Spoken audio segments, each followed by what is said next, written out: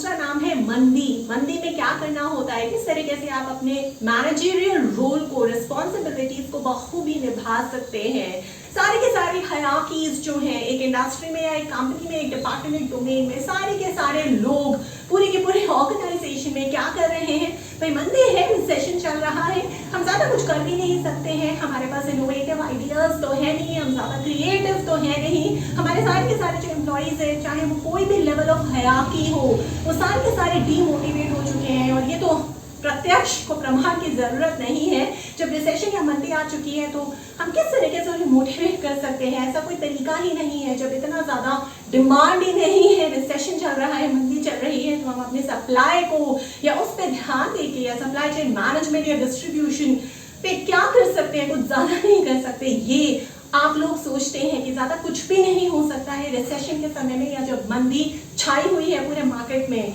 देखिए रिसेशन, मंदी, इसके अलावा भी बहुत सारे ऐसे चैलेंजेस होते हैं जिंदगी में भी, और जहां प्रोफेशनल स्पेसेस में आप लोग काम करते हैं, अलग अलग हायरार्कीज पे हैं, जो चैलेंजेस अगर हम ये सोच रहे हैं कि इम्पॉसिबल है और हम उन्हें कभी मीट ही नहीं कर सकते हैं, ये सारी चीजें तो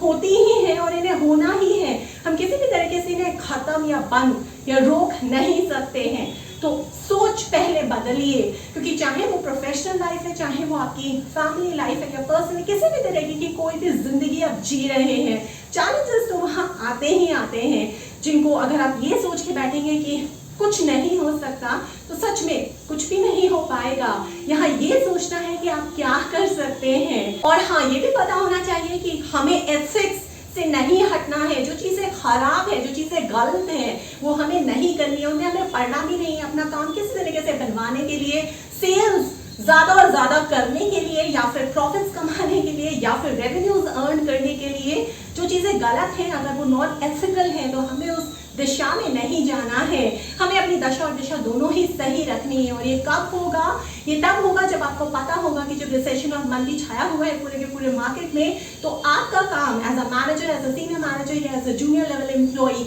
ये नहीं है कि आप फाइनेंशियल एनालिस्ट को हायर कर रहे हैं या फिर बैंक्स के चक्कर पे चक्कर लगाए जा रहे हैं, किसी तरीके से इन्वेस्टमेंट कि जो बैंकर्स हैं या किसी भी तरीके से कोई भी अगर आपको लीड मिल रही है तो कुछ भी आप उसे किसी भी तरीके से कन्विंस करके और आप अपनी सेल्स को, अपने प्रॉफिट्स को निकलवा रहे हैं। और अगर इन सबसे भी काम नहीं बन रहा है तो चलो कुछ नहीं होता, हम किसी को गिफ्ट थोड़ा बहुत कुछ भी कर देते हैं, कैश या इन काइंड कर देते हैं, किसी भी तरह से कुछ भी, बस हमें खुश करना है ताकि हमारा जो सेल्स है वो रुके नहीं। जहां बात आती है कि as a manager, as a senior manager, as a CXO level employ या CEO या फिर as a junior level employees हम क्या अनोखा, क्या अलग कर सकते हैं रिसेशन में। बहुत सारी रिसर्चेस हुई है, बहुत ज्यादा डेटा कलेक्ट भी हो चुका है। प्रॉब्लम ये है आपकी कि आप रिसर्चेस को ठीक से देखते नहीं या पढ़ते नहीं, और तभी इसी वजह से जब भी कोई चैलेंज आता है आप वहाँ पे स्टक हो जाते हैं, आपको समझ में नहीं आता है कि आप क्या करें। समझने की बात यहाँ पे ये है कि चैलेंजेस हमेशा एक जैसे नहीं होंगे। कुछ ऐसे चैलेंजेस भी होंगे जो आपके पास आएंगे, आपके रास्ते में आते रहेंगे चलते चलते, जो शायद आपने कभी पहले फेस नहीं किए होंगे। भले आप कितने ही एक्सपीरियंस प्रोफेशनल क्यों नहीं है, भले ही आप अपने रास्ते पे जिस एक्सपीरियंस को लेके आप आज आए हैं, इतना आगे बढ़े हैं, आप एक ऑर्गेनाइजेशन को कमांड करते हैं, फिर भी चैलेंजेस एक ऐसी अनोखी दुनिया है, एक ऐसी अनोखी अपॉर्चुनिटी है, जिन अपॉर्चुनिटीज को अगर आप इस तरीके से सोचें कि इस चैलेंज को हम अपॉर्चुनिटी में कन्वर्ट कर सकते हैं, ऑल्टरनेटिव्स को सोच के, डिवाइस करके, ब्रेनस्टॉर्मिंग करके, क्रिएटिविटी को इम्प्लीमेंट करके, इनोवेशन के साथ, तो क्या कुछ नहीं हो सकता है। कुछ ऐसी चीजें हैं, कुछ ऐसे स्टेप्स हैं जो आप ले सकते हैं जब मंदी छाई हुई है, रिसेशन है। चाहे आप टॉप टू बॉटम ले लें या बॉटम टू टॉप ले लें, सारी की सारी हायरार्कीज जो है वो सिर्फ और सिर्फ एक ही चीज में बस बिजी हो जाती है और स्टक हो जाती है और उस चैलेंज को कभी भी अपने रास्ते से हटा नहीं पाती हैं मंदी के समय, रिसेशन के समय। क्यों? क्योंकि वो सिर्फ और सिर्फ एक ही चीज सोचते हैं कि हम बस किस तरीके से अपनी सेल करा लें और प्रॉफिट्स और रेवेन्यूज निरंतर तरीके से अर्न करते रहें, बल्कि उनके पास इतने अपॉर्चुनिटीज और रास्ते नहीं होते हैं। अब उन्हें करना क्या है, जहाँ पे पूरी की पूरी ऑर्गेनाइजेशन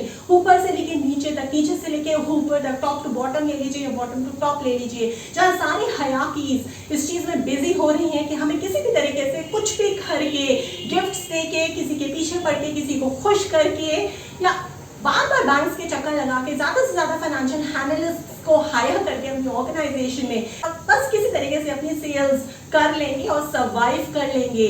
नहीं, ये सारे सही तरीके नहीं है। सबसे पहला स्टेप जो आप कर सकते हैं, और सारे के सारे मार्केट रिसर्च इस चीज को साबित और सब्सटैंशिएट भी करती है कि अगर रिसेशन चल रहा है, अगर मंदी चल रही है, तो सारे के सारे लेवल्स ऑफ हायरार्कीज को एक ऑर्गेनाइजेशन में, चाहे वो कोई भी इंडस्ट्री हो, चाहे वो कोई भी डिपार्टमेंट हो, चाहे वो गवर्नमेंट ऑर्गेनाइजेशन हो, चाहे वो एनजीओ हो, चाहे वो एक एंटरप्रेन्योर हो, एक स्टार्टअप हो या फिर एक मल्टीनेशनल कंपनी या ग्लोबल कंपनी हो, उसे करना क्या है। सबसे पहला स्टेप, चाहे आप किसी भी लेवल ऑफ हायरार्की पे है, जो आपको करना है रिसेशन में, मंदी में, पहला step increase customer contact and communication. दूसरा step start looking for new markets now. तीसरा step stick with your values. Fourth step emphasize and reward small wins. और फिफ्थ स्टेप जो आपको लेना है जब भी रिसेशन या मंदी चल रही है, आप चाहे किसी भी लेवल ऑफ हायरार्की पे है, अगर आपको अपनी ऑर्गेनाइजेशन को डूबने से बचाना है और इंडस्ट्री में छा जाना है, वो ये करना है।